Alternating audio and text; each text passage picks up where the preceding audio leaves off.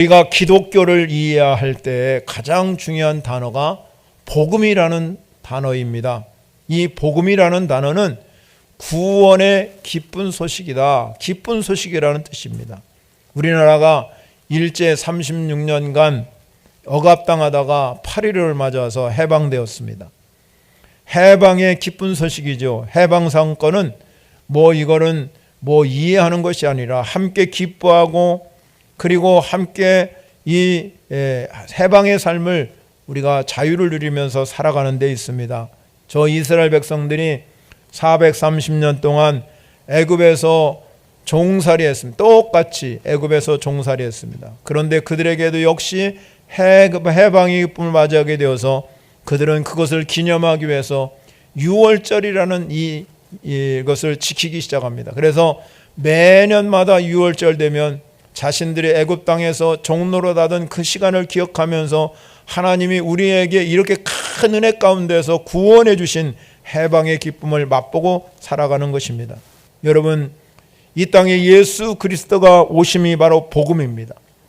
그러면 이 복음은 무엇입니까? 죄로부터 해방되고 죽음으로부터 해방되었다는 아주 기쁜 소식입니다. 구원의 소식인 것입니다. 그래서 예수님께서 탄생하실 때에 누가복음 2장 14절에 가면 지극히 높은 곳에는 하나님께 영광이요 땅에서는 하나님이 기뻐하신 사람들 중에 평화로다 하니라, 이렇게 말씀하고 있는 것입니다.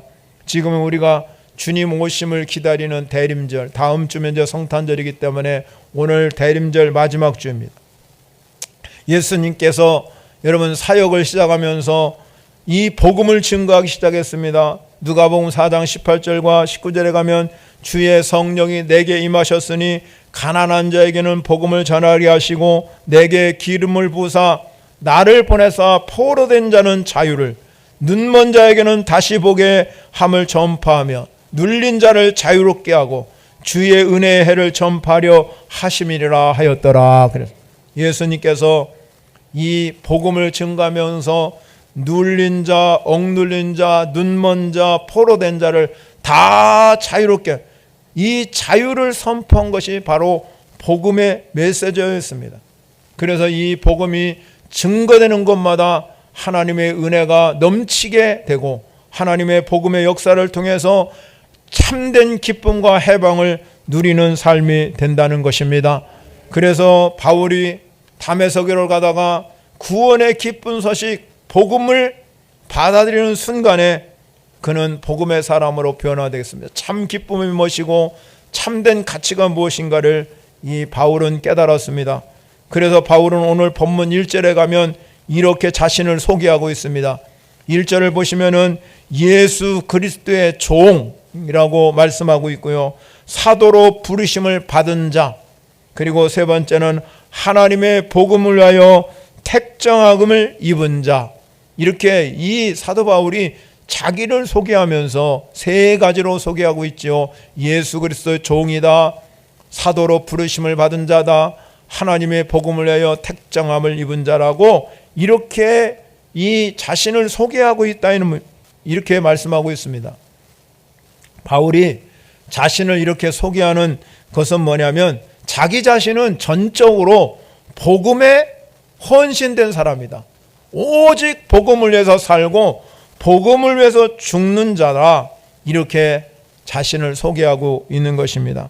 바울이요, 복음을 여러분 증거하다가 1차, 2차, 3차 전도행을 마치고 이제는 이 마지막으로 예루살렘에 돌아가서 자기가 지금까지 복음을 증거해서 수많은 교회가 세워졌고 많은 능력이 나타나고 하나님의 기적이 일어난 것을 보고하기 위해서, 또 예루살렘 교회가 흉년이 들어 어려움을 당하고 있어 물질로 도와주려고 자기가 세운 교회에서 구제연금을 가지고 예루살렘으로 가려고 하는 도중에 많은 사람들이 붙잡았습니다. 당신은 거기에 가면 목숨이 위태로울 것입니다. 혹시 유대인에게 잡혀서 죽을지도 모릅니다. 그런데 여러분, 사도 바울은 그렇게 말합니다. 사도행전 20장 24절에 가면 내가 달려갈 길과 주 예수께 받은 사명 곧 하나님의 은혜의 복음을 증거라 하는 일을 마치려 하면은 나의 생명조차 조금도 귀한 것으로 여기지 아니하노라. 복음을 위해서라면, 내가 복음을 위해서라면 어느 곳으로든지 내 목숨을 다 내놓고라도 내가 그것을 위해서 달려간다는 것입니다. 여러분, 사도 바울은 복음을 자신의 가지고 있는 아주 귀한 목숨과도 바꿀 수밖에 없는 이 복음의 증인된 삶을 살았던 것입니다. 사도 바울이 이렇게 복음을 위해서 충성하고 복음을 위해서 목숨을 거는 이유는 무엇입니까? 복음이 바로 구원의 능력이기 때문에 그런 것이죠. 누구든지 이 복음을 믿기만 하면 죄와 사망의 권세에서 해방되고 여러분이 구원을 받게 되는 줄 믿으시기 바랍니다. 그래서 주 예수를 믿으라. 그리하면 너와 내 집이 구원을 얻게 될 것이다. 여러분 가정에 구원이 임하시기를 바랍니다. 주님 오시는 이때에 구원이 여러분 가정에 임해서 하나님의 나라가 이루어지는, 악한 영이 떠나고 귀신이 물러가고 여러분 마귀 권세가 사로잡히는 구원의 역사가 여러분 가정에 임하시기를 바랍니다. 여러분. 그래서 바울은 예수님 말씀하신 대로 땅끝까지 복음을 증가하라고 해서 로마서 1장 15절 눈으로 보세요. 그러므로 나는 할 수 있는 대로 로마에 있는 너희에게도 복음을 전하기를 원하노라. 로마서를 쓸 때는 이 사도 바울이 한 번도 로마를 가본 적이 없어. 그런데 로마에도 교회가 생기고 또 그리스도인이 생기기 얼마나 감격했습니까? 그러니까 자신도 로마에 가서 복음을 증가하기를 원했던 것입니다. 땅끝이 이 사도 바울은 로마요 스페인인 줄 알았습니다. 그래서 거기에 가서 복음을 증가하려고 그랬어요. 그것은 예수님께서 마태복음 24장 14절에서 명령한 대로 이 천국 복음이 모든 민족에게 증언되기 위하여 온 세상에 전파되리니 그제야 끝이 올 것이다. 주님 언제 오십니까? 복음이 땅끝까지 증거되는 그때 주님이 그제야 끝이 온다고 말씀하고 있기 때문에 사도 바울은 자신이 이 복음의 사명을 감당하기 위해서 놀라우게 자신이 고난과 어려움을 당해도 그 길을 가게 되었습니다. 예수님이 마지막 승천하시면서 제자들에게 위임한 것이 뭡니까? 오직 복음입니다. 복음을 위임하면서 말합니다. 내가 너희에게 분부한 모든 것을 가르쳐 지키게 하라. 볼지어다 내가 세상 끝날까지 너희와 항상 함께 있으리라. 복음이 있는 곳에, 복음이 전해지는 곳에, 복음이 정말로 역사하는 곳에는 주님이 늘 거기에 계시겠다. 내가 세상 끝날까지 내가 너와 함께 할 것이라. 이 놀라운 은혜가 여러분에게 임하시기를 바랍니다. 그래서 복음이 증거되는 곳마다 하나님의 놀라운 능력이 나타나고 하나님의 치유의 역사가 일어나고 기쁜 소식이 된다는 것입니다. 그렇다면 여러분, 바울이 전한 복음, 이 복음은 오늘 4절 본문 4절에 가면 마지막 4절 마지막쯤 가면 뭐라고 말하냐면 이렇게 말하고 있습니다. 곧 우리 주 예수 그리스도시니라. 우리 주 예수 그리스도. 우리 주 예수 그리스도가 핵심이 뭡니까? 복음입니다. 한마디로 요약하면 우리 주 예수 그리스도가 복음이라는 겁니다. 그래서 마가복음을 시작하는 예수님의 이 사역을 증거하면서 마가복음 1장 1절에 하나님의 아들 예수 그리스도의 복음의 시작이라. 복음이 시작되는 것은 예수 그리스도가 증거하는 것입니다. 마가복음 1장 14절에 가서 그래서 예수님이 사역을 하면서 하나님의 복음을 전파한다. 하나님의 복음. 그래서 우리 모든 사람들에게 증거하면서 하나님 나라가 가까이 왔으니 회개하고 복음을 믿으라.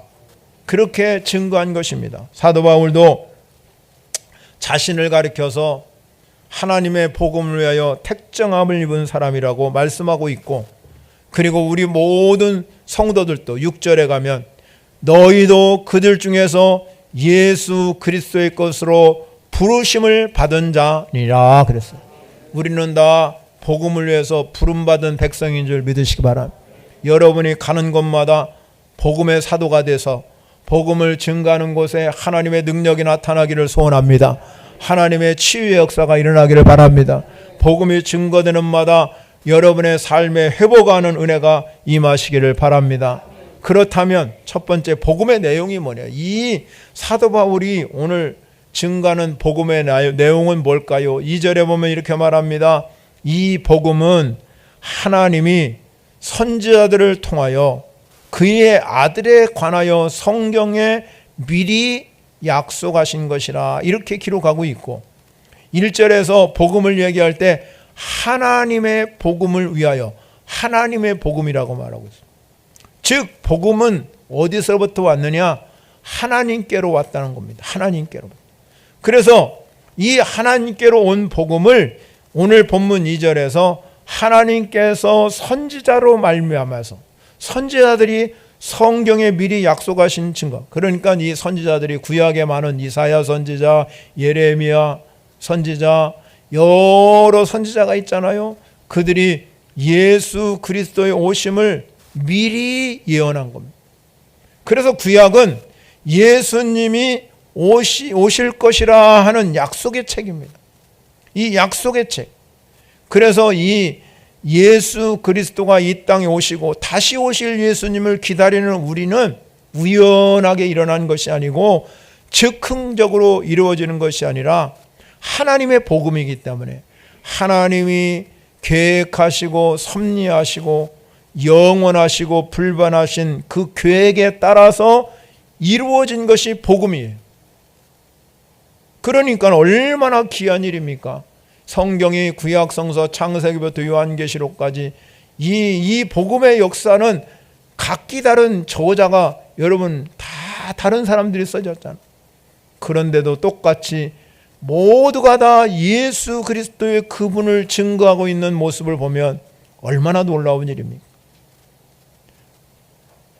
사도 바울이 디모데에게 편지를 쓰면서 성경을 뭐라고 표현하고 있냐면, 디모데후서 3장 15절에 가면 성경은 능히 너로 하여금 그리스도 예수 안에 있는 믿음으로 말미암아 구원에 이르는 지혜가 있게 하느니라 그랬습니다.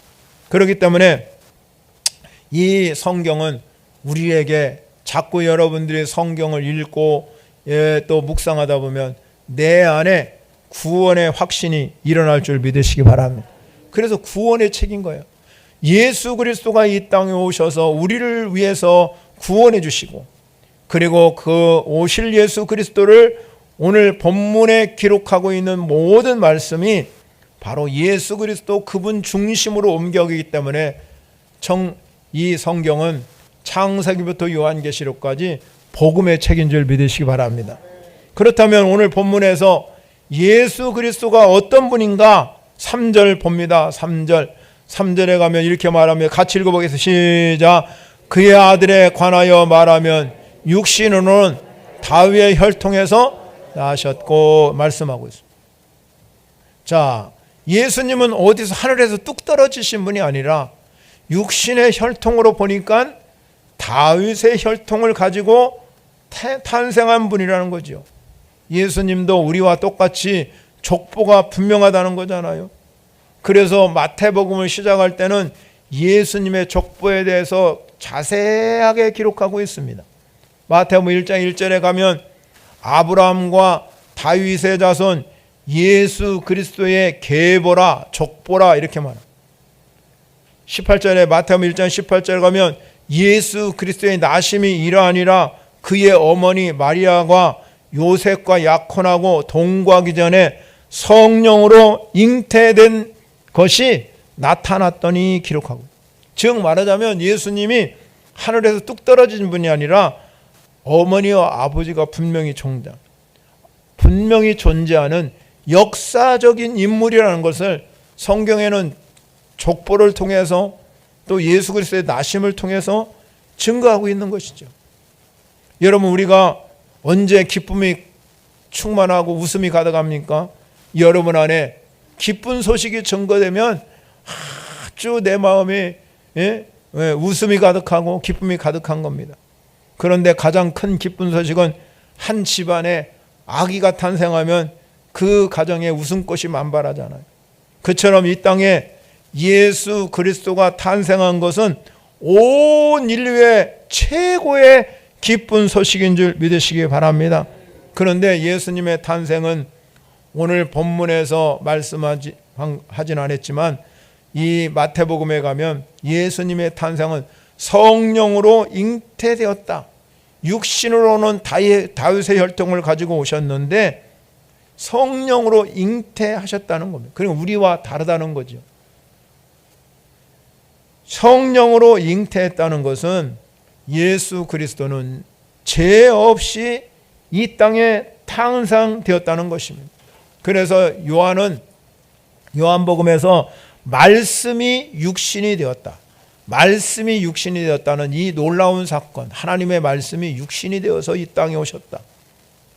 그렇기 때문에 이것을 우리는 성육신이 되었다. 하나님 아버지가 육신이 되어서 이 사도 바울이 오늘 말씀한 것처럼 그의 아들이라고 증거하고 있습니다. 하나님의 아들이라는 거죠. 예수 그리스도가 성령으로 잉태하고 탄생됐기 때문에 우리와 다르다는 거예요. 그래서 히브리 기자가 증거하고 있죠.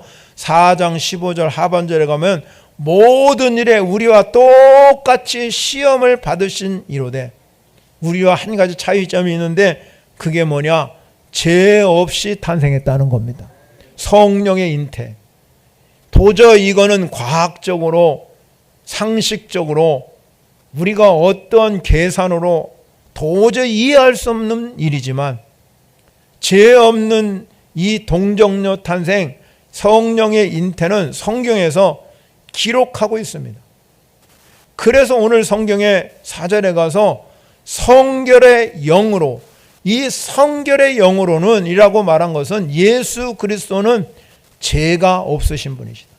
성결의 영이라는 것은 예수 그리스도가 죄가 없으시고 예수 그리스도는 하나님의 능력을 가지신 분, 신성을 가지신 분이라 이렇게 말씀하고 있습니다. 그런데 그 성결의 영을 가진 예수 그리스도 그분이 육신의 혈통으로 오셨다는 것이죠. 그래서 그의 아버지도 있고 어머니도 있다는 겁니다. 그러나 실제로는 예수 그리스도가 이 마리아의 몸을 입고 이 땅에 오셨지만 그분은 실제적으로 하나님의 아들이라는 겁니다. 그의 아들. 그래서 오늘 이 사도 바울이 그의 아들이라 그렇게 말하고 있습니다. 요한은 증거합니다. 요한복음 1장 18절에 본래 하나님을 본 사람이 없으되 아버지 품속에 있는 독생하신 하나님이 나타나셨느니라 그랬어요. 독생하신 하나님. 그래서 우린 예수님을 뭐라고 그러냐면 독생자 예수라고. 하나님의 아들 되신 예수 그리스도 그분이 인간의 몸을 입고 오셔서 이 땅에 복음을 증거하시는 자신이 복음이 되었다 이 말이죠. 그렇다면 이 예수 그리스도가 이렇게 우리와 똑같이 이 땅에 오셔서 여러 사역을 증거했지만 복음의 내용이 뭐냐? 복음은 뭐냐 하는 것입니다. 4절에 보면 한마디로 요약을 합니다. 4절을 한번 다시 읽어보겠습니다. 시작. 성결의 영으로는 죽은 자들 가운데서 부활하사 능력으로 하나님의 아들로 선포되셨으니 곧 우리 주 예수 그리스도시니라. 아멘. 바울이 복음이 뭐냐? 여러분이 오늘 이 시간에 오셔서 복음이 뭐냐? 그걸 하나 깨닫고 가셔야 됩니다. 복음이라는 게 뭡니까? 복음 하는데 어떤 분은 복음에 대한 것을 잘 모르잖아요. 복음은 우리가 한마디로는 기쁜 소식이지요. 그런데 복음의 내용은 뭐냐? 따라하겠습니다. 예수 그리스도의 십자가의 죽으심과 부활의 승리. 아멘. 오늘 죽은 자 가운데서 부활하사 능력으로 하나님의 아들로 선포되셨으니 이거를 요약하면 예수 그리스도의 십자가의 죽으심 그리고 부활의 승리가 복음이에요. 그러니까 이거는 여러분이 기억하셔야 됩니다. 옆 사람하고 인사하면서 한번 해보시기 바랍니다. 두 분씩 짝지어가지고 예수 그리스도 한 사람이 먼저 하고 한번 둘이 반복해서 한번 해보시기 바랍니다. 이거를 여러분이 정확하게 하셔야 됩니다. 시작. 둘이 쳐다보면서 하셔야지. 절벽에다가 하십니까? 자, 또 교대로 하면 A, B 교대로 시작.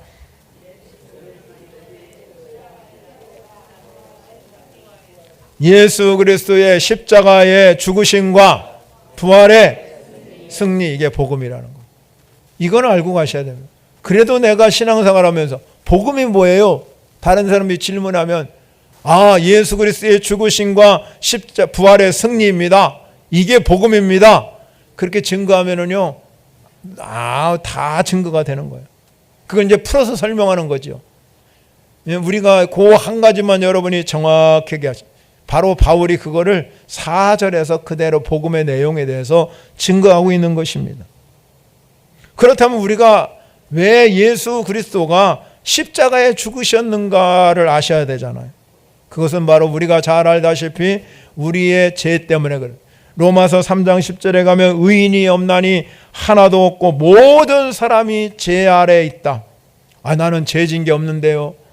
나는 그래도 지금까지 선하게 살았는데요. 그런다 할지라도 우리는, 여러분, 우리가 이 땅에 살아가면서 태어날 때부터 우리는 죄를 가지고, 본성의 죄를 가지고 태어났기 때문에 이 죄는 내가 안 지었어도 이미 저 아담과 하와가 죄를 하나님을 어기고 범죄했기 때문에 우리가 태어날 때부터 원죄를 가지고, 죄를 가지고 태어났기 때문에 의인은 하나도 없고 우리는 다 죄 아래 있다. 우리의 본성 가운데는 죄로 가득 차 있기 때문에 우리가 세상을 살아가면서 모든 사람들이 다 어디로 가려고 하냐면 죄악된 길로 가려고 하는 것이 사람의 마음이에요. 그것이 왜 그렇습니까? 우리 안에 이 본성이 죄성을 가지고 있기 때문에 어쩔 수 없이 우리는 자꾸 죄에 끌려가는 겁니다. 죄의 유혹을 당하고 죄성을 가지고 사는 가운데 죄악으로 가득 찬 거예요. 그래서 예수 그리스도가 이 땅에 오셔서 십자가에 피 흘려 돌아가신 이유는 단 한 가지, 우리의 죄 때문에 죽은 것입니다. 그래서 이것을 우리는 뭐라고 하느냐? 대속의 죽음이다, 그렇게 말합니다. 예수님의 죽음을 인하여 우리의 죄가 사함받았다. 히브리서 9장 12절에 그렇게 말합니다.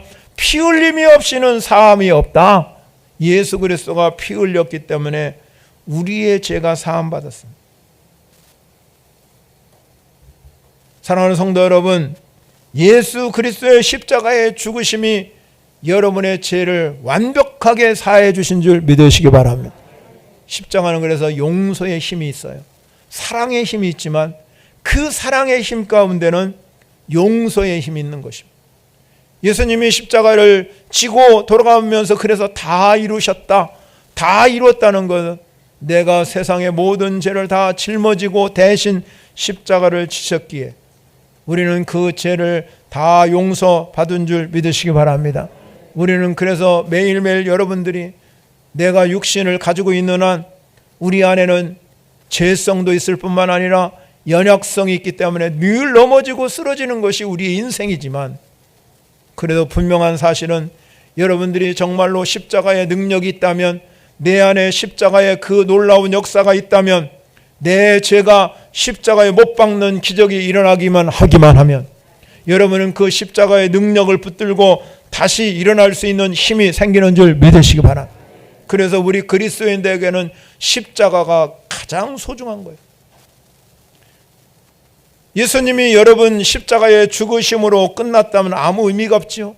복음은 예수 그리스도의 십자가의 죽으심과 부활의 승리라고 얘기해요. 예수님이 죽음으로 끝난 것이 아니라 예수님이 우리에게 다시 한번 부활의 경험을 일으켜 주신 줄 믿습니다. 그래서 바울은 말합니다. 부활이 없다면 우리 이 세상 사람들이 가장 불쌍한 자잖아요. 이렇게 추운 날, 여러분 이렇게 미끄러운 날, 다른 사람들은 방 안에 앉아가지고 여러분 맛있는 거 놓고 TV 보고 앉아있을지만 우리 그리스도인들은 여러분 이 추워도, 길이 미끄러워도 주님 앞에 나와서, 예배의 자리에 나와서 부활의 산 소망, 부활의 능력을 경험하는 성도 여러분이 되시기를 바랍니다. 그래서 우리가 세상에 살아가면서 여러분 내가 삶의 죄악으로 인해서 마귀 권세가 우리를 넘어뜨리려고 그러고 여러분 옥매려고 그러고 내 삶을 자꾸 여러분 어렵게 하고 힘들게 한다 할지라도 여러분 안에 부활의 능력이 임하시기를 바랍니다. 그래서 이것이 산소명이 되시기 바랍니다. 다시 한번 일어날 수 있는 힘이 되시기를 바랍니다. 그래서 우리 그리스도인에게는 십자가와 부활이 우리의 신앙의 핵심인 거예요. 부활이 있기 때문에 예수님의 십자가의 죽으심이 헛되지 않는 것이죠. 부활이 있기 때문에 예수님의 죽음이 우리를 대신한 대속의 죽음이 된 것입니다. 예수님이 부활하셨기 때문에 우리는 영원한 생명, 영생을 얻게 되었다는 것입니다. 요한복음에서 그래 말합니다. 예수께서 말씀하시지요. 나는 부활이요 생명이요. 나를 믿는 자는 죽어도 살겠고 무릇 살아서 나를 믿는 자는 영원히 죽지 아니하리니 이것을 내가 믿느냐. 마르다가 고백합니다. 이르되 주여 그러하이다. 주는 그리스도시요 세상에 오시는 하나님의 아들인 줄을 내가 믿나이다. 아멘.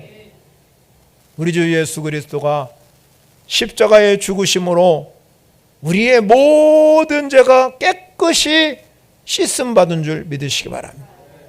그리고 부활의 능력을 통해서 영생을 얻게 되었습니다. 영생을 얻게 된 이유는 우리의 믿음이 있기 때문에 영생을 얻었어요. 근데 여러분이 영생을 얻었다는 얘기는 무엇입니까? 죽어도 산다는 것이죠. 우리가 영생이라는 건 죽어도 살고 또 영생이라는 것은 제가 전자에도 말씀대로 세상 끝날까지 내가 너희와 항상 함께 할 것이다. 부활의 능력은 여기에 있습니다. 여러분이 어느 곳에 가든지 무엇을 하든지 하나님의 능력이 나타날 뿐만 아니라 영원토록 주님이 함께하는 기적이 일어나는 것인 줄 믿으시기 바랍니다. 그래서 복음이 증거되는 곳마다 놀라운 하나님의 은혜와 놀라운 하나님의 기적의 역사가 일어나게 되고 변화가 일어나게 되고 사람들을 움직이는 힘이 복음의 역사인 걸 믿으시기 바랍니다. 그렇다면 우리가 이 복음을 어떻게 해야 합니까? 오늘 본문 1장 5절에 가면 사도 바울은 이렇게 말합니다. 그로 말미암아 우리가 은혜와 사도의 직분을 받아 그의 이름을 위하여 모든 이방인 중에서 믿어 순종하게 하리니. 믿어 순종하게 한다는. 오늘 이 자리에 오신 여러분, 사도 바울이 말한 것처럼 예수 그리스도의 십자가의 부활을 믿는 이 복음은 은혜라고 표현하고 있잖아요. 하나님의 은혜예요. 그래서 바울은 내가 이 복음을 믿고 나의 나 된 것은 전적으로 하나님의 은혜다. 하나님 은혜라고 고백하지요. 여러분 우리도 마찬가지입니다. 여기 오신 저와 여러분들도 하나님의 은혜 때문에 이 자리에 온 거잖아요. 하나님의 은혜가 없다면 그 많은 세상 사람 가운데 우리를 구원해 주셨겠습니까? 세상에 수많은 사람이 살고 있는데 그 중에 저와 여러분들을 이 자리에 보내주신 것은 하나님의 은혜인 줄 믿으시기 바랍니다. 그런 사도 바울이 자신이 사도의 직분을 받아서 이 복음을 이방인에게 증거하기 위해 믿어서 순종하는 일을 한 것입니다. 바울이 왜 위대합니까? 바울이 위대한 것은 이 복음을 증거할 때마다 그는 수없이 옥에 갇히기도 하고 매도 수없이 맞고 여러 번 주불고기도 넘기고 40을 하나 감하는 그 매를 5번이나 맞았답니다.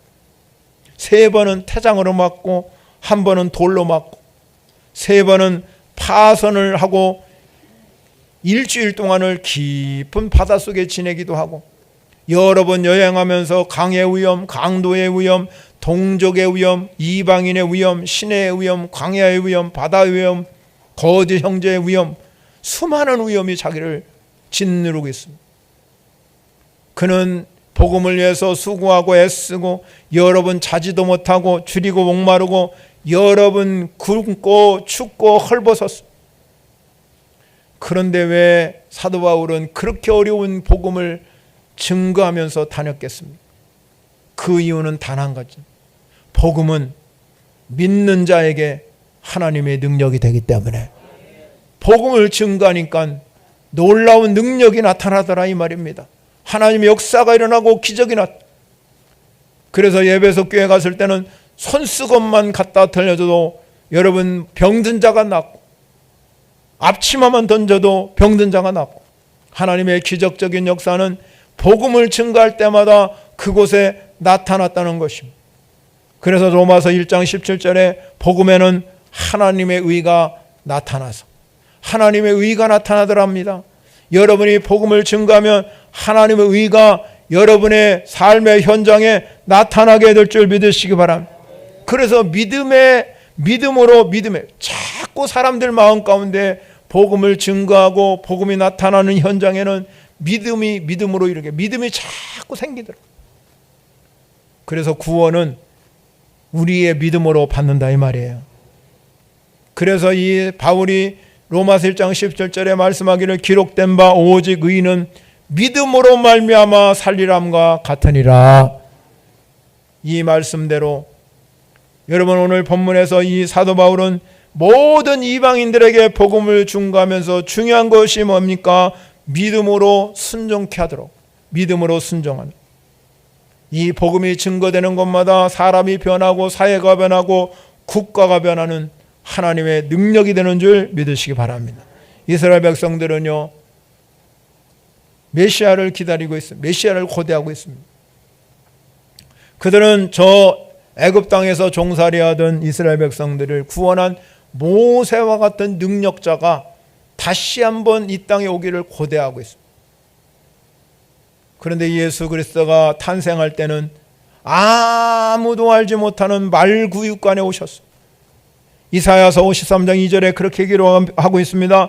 그는 주 앞에서 자라나기를 연한 순 같고 마른 땅에서 나온 뿌리 같아서 고운 모양도 없고 풍채도 없은즉 우리가 보기에 흠모할 만한 아름다운 것이 하나도 없다. 그런데 여러분 그분이 이 땅에 아무도 알아줄 것 같지 않지만 이 땅에 오셨어요.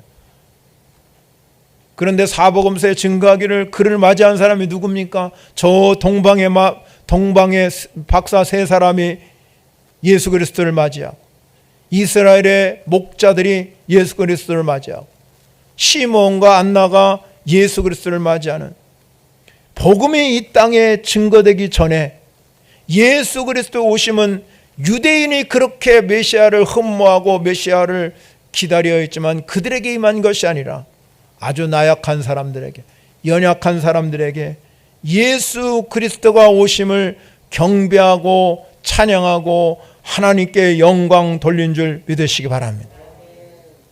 여러분 우리는 지금 이제 한 12월 한 달 동안 주님 오심에 대해서 우리가 살펴봤습니다.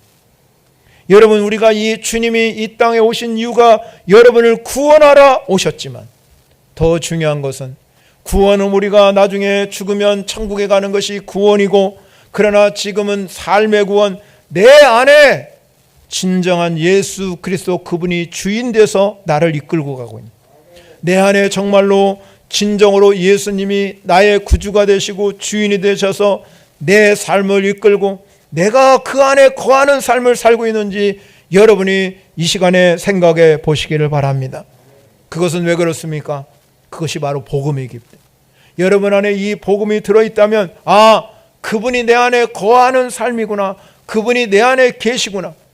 그래서 복음으로 사는 사람은 주님과 동행하는 삶인 줄 믿으시기 바랍니다. 그래서 오늘 로마서 1장 6절 마지막에 가면 그럽니다. 너희도 그들 중에 예수 그리스도의 것으로, 우리는 누구의 것입니까? 예수 그리스도의 것이라. 우리는 다 예수가 내 안에 거하시는 삶을 살아가야 된다는 겁니다.